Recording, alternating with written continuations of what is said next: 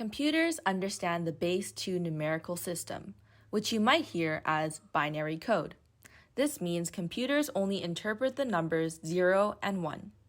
If computers only understand zeros and ones, how is information encoded? We call the information we want to store data. The data we want to store has its own information called metadata. If we think of data as a book, the metadata might be the title of the book, the author, and the date the book was written. Similarly, every single file on your computer has metadata that tells us the name, date, author, and much more information. This metadata also tells the computer how to interpret a sequence of zeros and ones. Therefore, every single file on your computer has metadata. Take this sequence of zeros and ones. There are several ways to interpret this. We could just say this is a number in the base 10 system. According to ASCII, which maps each character to a sequence of bits, this is actually the character A.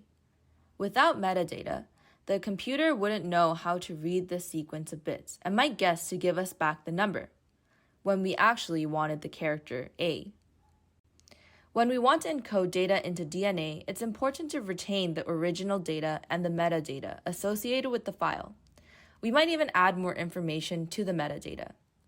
When we decide to encode binary into the 4 bases of DNA, A, T, G, and C, we must maintain a mapping between binary and nucleotides, and follow that mapping every time we decide to encode and decode information. This mapping is stored as new metadata. A very simple way to encode data into DNA is to create a direct mapping between the bits and each nucleotide. Computer algorithms are frequently used to quickly map between binary bases. Now, encoding data into DNA will require more than just that simple mapping.